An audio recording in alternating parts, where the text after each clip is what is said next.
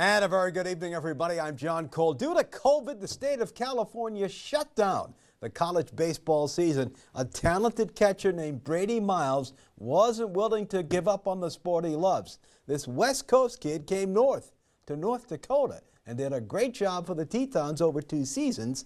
This year, he had a great year with the Bearcats from Northwest Missouri State. He caught 42 games, hit .250 with 9 doubles, 8 homers, for 46 RBIs, and he got to catch a guy who we heard from last night, Williston baseball product Jackson Meyer, who told me his receiver really came on.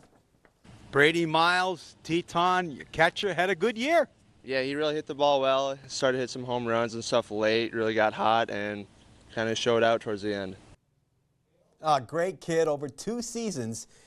He caught 72 games. That means they really trust him behind the plate. That's a lot. He was a leader on and off the field for the Tetons, an honor student, an RA, which is rare for a college star athlete to be an RA. Trust me, we wish Jackson and that young man the best as fall ball begins. So once a Teton, always a Teton. He's a great kid from California. Now, we didn't get Johnny Candle in on Tuesday due to a busy sports night. We will tonight. Here's the Hall of Famer, Johnny Candle. One of the most challenging things over the years for my guide clients is feeling the bottom with a bottom bouncer. Well, I've come up with a few tips that helps them, and I'm sure they'll help you as well. First of all, use a heavier bottom bouncer. I start my season with a 2-ounce, and the only way I go when I change is up, maybe to 3 and sometimes even 4 ounces. The second thing is keep your rod perpendicular to your line of travel. It's much easier to feel the weight and the bottom when your rod is at a 90-degree angle to your line than when you're pointing it directly at the bottom bouncer itself. And the last thing to remember is when you're lifting your rod up and down to make bottom contact, don't lift it straight up and down. You want to follow the angle of your line and pull it forward and drop it backward at what should be a 45-degree angle.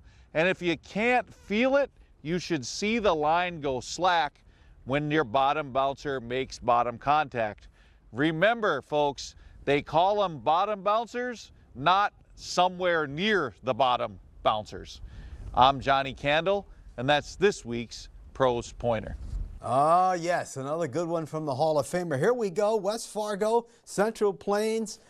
Fargo beats Renner, South Dakota 8-2. Papillon beats Minnesota 9-1. Minnesota blows out Elkhorn, Nebraska, and Cedar Rapids and West Fargo about ready to take the field. After falling to the Cubs this week in Chicago, 2-1, Twins are off tonight. Tomorrow, they open up the biggest series of the year against front-running Cleveland at home.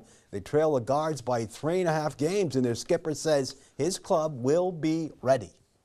We're going to get off our feet for a day and take it easy on the off day, let everybody heal up, and the guys are ready. I mean, the guys are ready to play. You know, we played a bunch of good baseball lately.